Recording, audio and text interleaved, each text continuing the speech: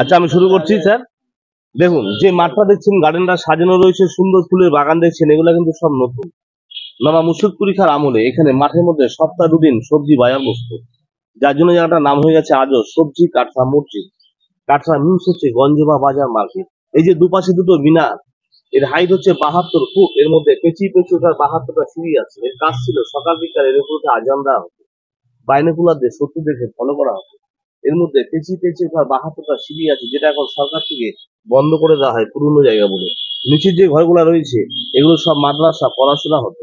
নবাবদের পিরিয়ডে ইসলামিক শিক্ষা কেন্দ্রে ব্যবহার করা হতো। নবাবদের পিরিয়ডে নবাবদের ছেলে মেয়েরা এক একটা ঘরে 4 জন 5 জন করে স্টুডেন্ট, 1 জন করে শিক্ষক, আরবি উর্দু ফার্সি 3টে ভাষায় তালিম দেওয়া হতো। উপরে ঘরগুলোকে মুসাফিরখানা বলা হয়। মুসাফিরখানা মানে গেস্ট, যারা দূর দূরান্ত থেকে মুসাফিরে আসতেন তাদের থাকা খাওয়ার ব্যবস্থা ছিল উপরে ঘরগুলোতে।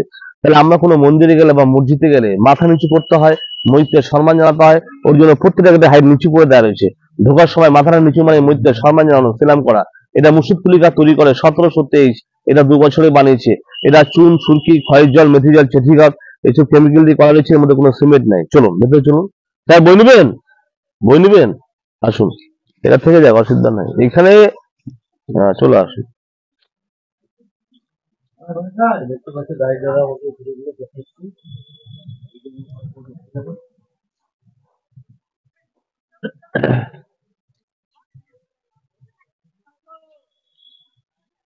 আচ্ছা, এটা হচ্ছে মেন মসজিদ, মক্কার যে কাবা মসজিদ, তার প্যাটার্নে কিন্তু মসজিদটা করা রয়েছে। 1897 ভূমিকম্প হয়। আজ থেকে 150 বছর আগে ভূমিকম্পে মাঝখানে 3টা গম্বুজ ভেঙে গেছে, দুপাশে দুটো রয়েছে, সেটা কিন্তু আমরা সকলে মসজিদের ভেতরে ঢুকলে অনুভব করতে পারবো। দেয়ালের মধ্যে খেয়াল করুন যেসব চারখানা করা খোপগুলো আছে, এগুলোতে উন্নত মানের পাওয়ারফুল কাজ ফিট করা ছিল, বেলজিয়াম কাজ। জ্যোৎস্না রাতে যখন মূল্যায় ঠিক কাছের মধ্যে পড়তো, পুরো মাঠটা রিফ্লেকশন হতো।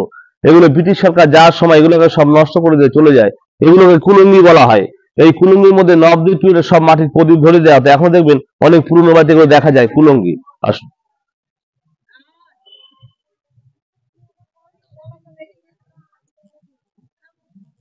দুটো স্যার বইগুলো হবে ভালো ভালো বই। বই।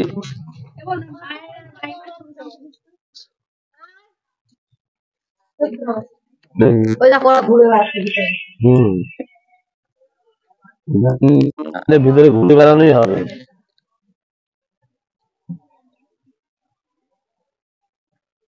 আসুন, বেশি দেরি করলে হবে না, অনেকগুলো জায়গায় ঘুরে ব্যাপার আছে। আমি বলা শুরু করবো। পায়ের নিচে খেয়াল করে দেখুন, যেসব ছোট ছোট এগুলোকে দেখা যাচ্ছে এগুলোকে বলা বাংলা। আপনি ছবি তোলার টাইম পাবেন, আসুন ভিডিও পরে করবেন, আগে শুনে নিন। এই চাতালটার মধ্যে 2000টা আসন রয়েছে। বড় আসনগুলোর মধ্যে বসে একসাথে দেখুন 2000টা লোক নামাজ পড়ার জায়গা। এটা নামাজ হতো আজ থেকে 300 বছর আগে। ঠিক আছে। আর উপরে যে বালাগুলা দেখছেন, উপর দিয়ে তাবু বা সামিয়ানা দেওয়া হতো। আসনে বসে যারা নামাজ পড়তো তাদের জায়গায় রোদ বা বৃষ্টিটা না পড়ে, ছাউনি। আপনি উঠে এসছেন পশ্চিম দিকে, এটা হচ্ছে পূর্ব দিক। পূর্ব থেকে পশ্চিমকে মুসলিমদের কাবা শরীফ বলা হয়। আমরা পৃথিবীর যে প্রান্তে চলে যাই কেন, মসজিদের মুখটা সবসময় পশ্চিম দিক করা থাকে। আচ্ছা, পশ্চিম দিকে মুখ করে নামাজ পড়া। দেয়ালের মধ্যে খেয়াল করুন যেসব চারখানা করা খোপগুলো রয়েছে, এগুলোতে উন্নত মানের পাওয়ারফুল কাজ ফিট করা ছিল। জ্যোৎস্না রাতে যখন মোল্লাইটি কাছের মধ্যে পড়তো, পুরো মাথা রিফ্লেকশন হতো।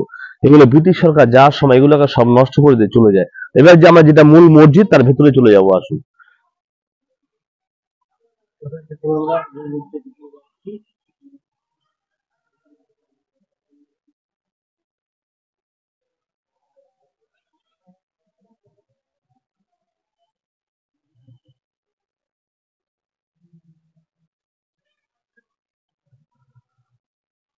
আচ্ছা, চলে আসুন। এবার আমি ইতিহাসটা শুরু করব। দেখুন, এটা হচ্ছে মেন মসজিদ। 1897 যে ভূমিকম্পটা হয়, এই ভূমিকম্পে মাঝখানে 3টা গম্বুজ ভেঙে গেছে, দুপাশে দুটো রয়েছে, টোটাল 5টা ঢাকা ছিল, কভার করা ছিল। দেখুন মুর্শিদ কুলি খাঁ, মুর্শিদ কুলি খাঁ। এবার আমি ইতিহাসটা ঢুকে যাচ্ছি। 18টা নবাব।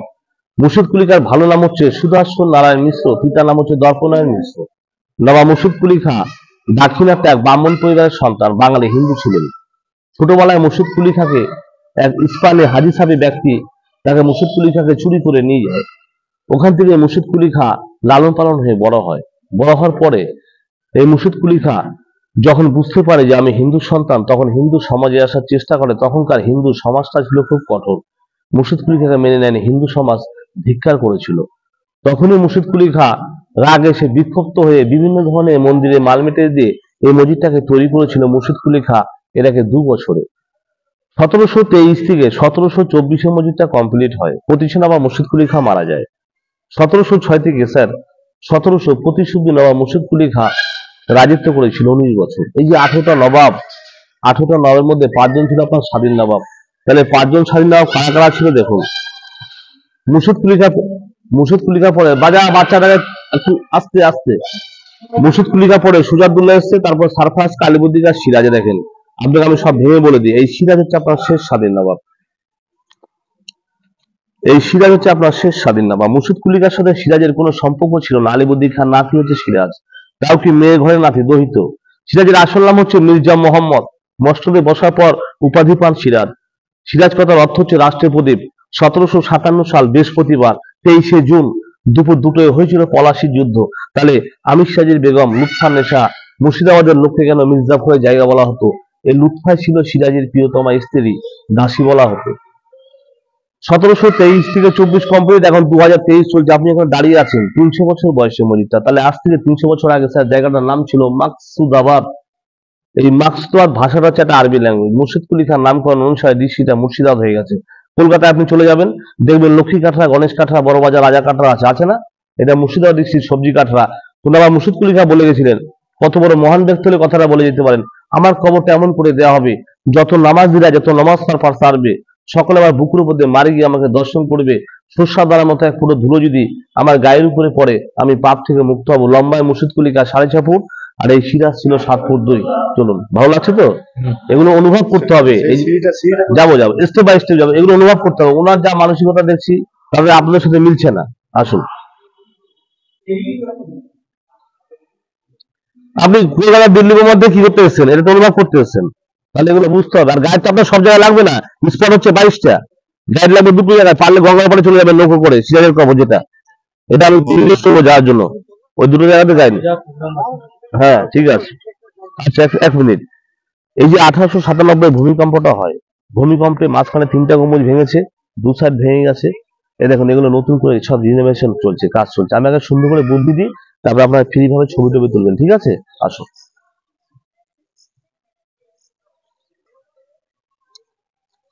আমরা যে গেটটাতে উঠে এসেছি, আজ থেকে 300 বছর আগে ওটা ব্যাক সাইড ছিল। তখনকার সময় এটাই ছিল প্রবেশদ্বার গেট। তাহলে এখন কিন্তু হাইওয়ে উঠে যাওয়া, তো এই সাইডটাকে ফ্রন্ট করে দেওয়া হয়েছে, ফ্রন্ট সাইডটা পেছন দিক হয়ে যায়। নবাবদের পিরিয়ডে নবাবরা ছিল খুব শৌখিন, কেউ আরাম প্রিয় লোক। তারা জলপথটা বেছে নিয়েছিলেন, নৌকোতে আসা যাওয়া করতেন। এখান থেকে 10 কিলোমিটার দূরে একটা গোবরনালা ঝিল বলা, যেটা এখন কেটে কেটে বসত বাড়িঘর হয়ে গেছে। এখন আপনি মুর্শিদ কুলি খাঁর বুকুর উপর দিয়ে হেঁটে যাবেন, কবরটা করা রয়েছে সেইভাবে। এই যে ঘরটা দেখছেন, এই ঘরটাকে শান্তিবিবাহ বলা হয়। ঘরটার মধ্যে দুপাশে দুপাশে 4টে খোপ রয়েছে। খোপগুলোর মধ্যে সন্ধ্যাবেলাতে বৃদ্ধ মহিলারা চন্দন কাঠ ধরে দিত। এখন যখন আমরা ধূপকাঠিটা ব্যবহার করি, আগেকার দিনে কোনো ধূপকাঠি বা কোনো আগরবাতি ছিল না, পুরো চন্দন কাঠের সুগন্ধে এই কাঠামোটি ভরে থাকতো। আর আগেকার দিনে যারা মৌলবীরা ছিলেন, তারা ছিলেন খুব শৌখিন প্রিয় লোক। তারা এইসব চাতালে বসে কোরআন শরীফ পাঠ করতেন। আসুন, এটাই তো মেন। এইসব জায়গাতে গাইড না নিলে কোথায় গাইড নিবেন? এখানে ইতিহাস শুরু, এখানে ইতিহাস সব ঢুকে আছে। আমরা সকলে এখন মুর্শিদ কুলি খাঁর বুকের উপরে দাঁড়িয়ে আছে, নিচে কিন্তু কবরটা আছে। এখানে প্রথমে 4 কোণা জাফরি সিস্টেম করা ছিল, নেট সিস্টেম। সকলে হেঁটে গেলে প্রায় ধুলোটা পড়তো, আমাকে সমাধির এখান থেকে দেখা যেত। ব্যাপারটা হচ্ছে, আগে তো ভিজিটারের চাপ ছিল না, এখন খুব চাপ হওয়ার জন্য সেন্ট্রাল থেকে এটাকে ঢালাই করে দেয়। যেটা এখান থেকে দেখা যায় সেটা আমরা নিচে গিয়ে দেখে নেবো। আমি কি বলছি বুঝতে পারছেন তো? আপনি যে ব্যাকফুট দিয়ে উঠে এসেছেন, ঘুরে তাকান, তাহলে বুঝতে পারবেন। দেখুন, এটা কিন্তু সামনের দিক, ঠিক আছে? চলে আসুন, 14টা সিঁড়ি নিচে গিয়ে বাঁদিকে কবরটা দেখে নিন।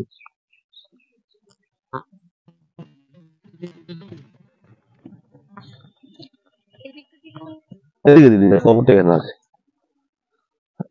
যান, কবরটা দেখে আসুন, কবরটা দেখে আসুন, তারপরে বলছি। এটা হচ্ছে মুর্শিদ কুলি খাঁর কবর, যার নামে ডিস্ট্রিক্ট মুর্শিদাবাদ। দেখুন, হিস্ট্রি যদি বই লাগে, ভালো ভালো বই আছে, পুরো মুর্শিদাবাদের ইতিহাসটা পাবেন। দেখুন, বাচ্চারা জন্য দেখতে পারেন, দেখুন ভালো ভালো বই। দেখেন বই আছে, পিকচার ছবি আছে। সিরাজের কবর আছে, আলিবর্দী আছে। একটা বই নিয়ে যান স্যার, পুরো প্যাকেজটা পাবেন। একটা ইংলিশ নিয়ে যান, ভালো বই দেবো স্যার। হ্যাঁ, আসছি। আচ্ছা, দেখুন, আমরা উঠে এসছি পশ্চিম দিকে, এটা হচ্ছে পূর্ব দিক। সমাধিস্থলে কেউ মারা গেলে সবসময় উত্তর দক্ষিণ করে কবরটা দেওয়া হয়। ওই জন্য দেখবেন উত্তরে মাথা দিয়ে শুতে নেই, ঘুমোতে নেই, সিঁড়ির তলায় কবর। ঠিক আছে, দেখি শুনুন, এটা হচ্ছে মুর্শিদ কুলি খান কবর। এই যে চলে আসবেন, আমি আর বলবো। দেখুন, চলে আসুন, দেখেছেন, চলে আসবেন এবার। মুর্শিদ কুলি খান প্রথম নবাব, সিরাজ তো পঞ্চম নবাব। দেখুন, সিরাজের নামটা বেশি হাইলাইট হয়, সবাই সিরাজ সিরাজ করে। সিরাজের প্রথম সেনাপতি ছিল মির্জাফর। এই সিরাজ যখন যুদ্ধে জয়ী হয়ে গভর্নরা ঝিলতে পালিয়ে যায়, তখন দানশাহ ফকির সিরাজকে ধরে দিয়েছিল। মির্জাফরের ছেলের নাম ছিল মিলন। দানশাহ ফকির নৌকো চালাতো, হাল চালাতো। আর সিরাজের যে এই যে নাগা জুতোগুলো হয় না, এই জুতো পরে বোরখা পরে চলে যাচ্ছিল, তখন জুতোর মাথাটা দেখে নিয়েছিল। তখনই সিরাজকে ধরে নিয়ে সে মির্জাফরের বাড়ি গেটে মোহাম্মদ বেগ সিরাজকে মেরে দেয়। আপনারা যে হাজারদুরিটা দেখতে এসছেন, এটা কিন্তু আসল হাজারদুরি নয়। যেটা আসল হাজারদুরি সিরাজ করেছে, যেটাকে সিরাজি হিরাজিল বলা হয়, সেটা কিন্তু নদীগর্ভে চলে গেছে, যেটাকে কাঠে হিরাজিল বলা হতে। দেখেন, এটা একদম বাস্তব, অবশ্যই বাস্তব। এই তো হিরাজিল, এটা 4,000 কাঠে, দেখুন, যেটা নদীগর্ভে চলে গেছে। আমি বলা শেষ করবো, তারপরে বলবেন। এটা 4,000 কাঠের, যেটাকে হিরাজিল বলা হতো। তাহলে এখন যে হাজারদুরিটা দাঁড়িয়ে আছে, এটা মির্জাফরের অষ্টম পুরুষ নবাব নাজিম হুমায়ুন বানিয়েছে সিরাজের 80 বছর পর, যেটা দাঁড়িয়ে আছে। হুমায়ুন ছেলের নাম ফেরামিন্দা, যেটা ইমামবাড়া বানিয়েছে। বছরে 10 দিন খুলে মহরমের সময়, আর প্রতি বৃহস্পতিবার একদিন করে খোলা হয়। লখনৌ যে ইমামবাড়া আছে না, এই যে ইমামবাড়া। এই মুর্শিদ কুলি খাঁ বাংলায় আসে 1702-এ, 9 পদ দেখাশোনা করে 1706-এ, 25 থেকে 27-এর মধ্যে উনি মারা যায়। উনি যে ধর্মে রূপান্তরিত হয়েছে, এই জন্য বাহাতে একটা শিবের মন্দির করে গেছে। যেহেতু উনি কনভার্টেড স্যার, ওর জন্য মন্দির মসজিদ পাশাপাশি রেখে গেছে। চলুন ডান দিকে, কি বলছেন বলুন। অনেকে বলছিল না, না, অনেকের কথা আপনি শুনবেন কেন? হ্যাঁ হ্যাঁ, এখানে গাইড না নিলে কিছু বুঝতে পারবে না। ঈদ দেখতে হবে, ঈদ গুনতে হবে, 1 2 3 করে ঈদ গুনতে হবে, বেরিয়ে যেতে হবে। চলুন ফার্স্ট। আর ওটার সময় দুটো বড় বড় মিনার দেখলেন না, পেছনে দুটো মিনার ছিল। দেখেন, এই কর্নার একটা ভেঙে গেছে, ওই কর্নার একটা ভেঙে গেছে। সেই মিনার 4টে ছিল। তাহলে 4টি মিনারের কাজ ছিল, 4 কোণাতে সকাল বিকাল আজান দেওয়া হতো। বাইরে থেকে কোনো শত্রু আসলে তাদেরকে দুর্গ হিসাবে ওয়াচ করা হতো। এই যে আপনি এটা ঘুরতে এসছেন, এই মসজিদটাকে 4টে ভাগে ভাগ করা হয়েছে। এখানে ফার্স্ট নামাজ পড়া হতো, ওয়াচটা শত্রুদেরকে ফলো করা হতো। গার্ডেনটায় সবজি বাজার বসতো, যার জন্য এখানে অ্যাড্রেসটা হচ্ছে সবজি কাঠরা মসজিদ। কাঠরা মানে মান্ডি, বাজার, মার্কেট। কলকাতা যেরকম লক্ষ্মী কাঠরা, গণেশ কাঠরা, বড় বাজার, রাজা কাঠরা, এটা মুর্শিদাবাদ ডিস্ট্রিক্ট সবজি কাঠরা। এটা মুর্শিদ কুলি খাঁ তৈরি করে 1723। আসুন,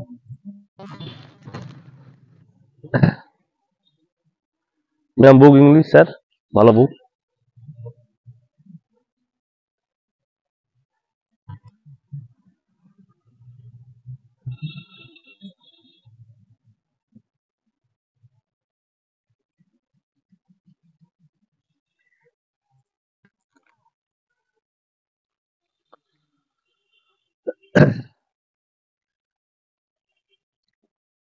দেখুন, 1723 থেকে 24-এ মসজিদটা কমপ্লিট হয়। 25 থেকে 26-এর মিডিলে মন্দিরটা করে দিয়ে গেছেন। মন্দিরের যে বাইরে গাঁথনিগুলো দেখছেন, এগুলো কিন্তু সব নতুন। ভেতরে চুলোটা পুরনো। প্রতি বছর শিবরাত্রি পুজোর আগে একটা চুনকাম করা হয়। এই দেখুন স্যার, ভেতরে যে চুলোটা রয়েছে, এটা কিন্তু এই প্যাটার্নে করা ছিল। শিবরাত্রি পুজোর আগে একটা চুনকাম করা হয়, ঠিক আছে, যার কারণে এটা নতুন লাগছে। বাইরে যে বাড়িঘরগুলো দেখছেন, টোটালটা হিন্দু বেল, পুজো পাঠটা সব বাইরের দিক দিয়ে হয়। মসজিদটা সেন্ট্রাল দেখাশোনা করে, মন্দিরটা পাবলিক। মন্দিরটা কিন্তু সেন্ট্রালের জায়গাতে বসে আছে। একটা সময়তে এই মন্দির পারপাসে একটু ঝামেলা হয়েছিল স্যার, তারপরে সরকার থেকে এটাকে সেপারেট করে দেয়। সেপারেটটা কিরকম, মন্দিরটাকে তো তোলা যাবে না, পাঁচিল দিয়ে ঘুরে মুখটা দিয়ে বার করে দিয়েছে। এই মসজিদটা প্রথমে ট্রাস্টি বোর্ডের হাতে ছিল। ট্রাস্টি বোর্ডের কাছ থেকে সেন্ট্রাল নিয়ে নিয়েছে 1958-তে। নেওয়ার ফলে এটা হেরিটেজ হয়ে গেছে। হেরিটেজ মানে ভিজিটাররা আপনার মতো মানুষরা আড্ডু ঘুরবে চলে যাবে। যে মুহূর্তে নামাজ হয়, সে মুহূর্তে আবার জুতো তো ঢোকা যায় না, যার কারণে এটা দর্শনার্থী স্থান হয়ে গেছে। এই যে উল্টো টিগুলো দেখছেন না, এগুলো সব ওই ল্যাম্প হ্যাঙ্গার ধরে দেওয়া হতো। তোলা আসুন, এবার দেয়ালে কিছু টেরাকোটার কাজ দেখাবো, দুই একটা।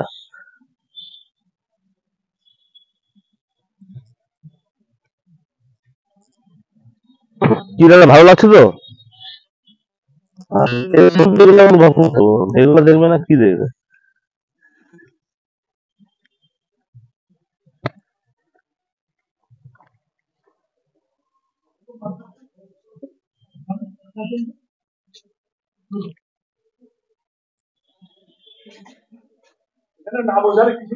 এগুলো টেরাকোটার কাজ আছে, দেখুন। এই যে এগুলো হচ্ছে টেরাকোটার কাজ, বুঝতে পারেন তো? এই কাজটা দেখতে গেলে আপনার খিদে ছুঁয়ে বৃষ্টি পড়ে যেতে হবে। চলুন চলুন চলুন, দেখে দেখে চলুন। দেখুন,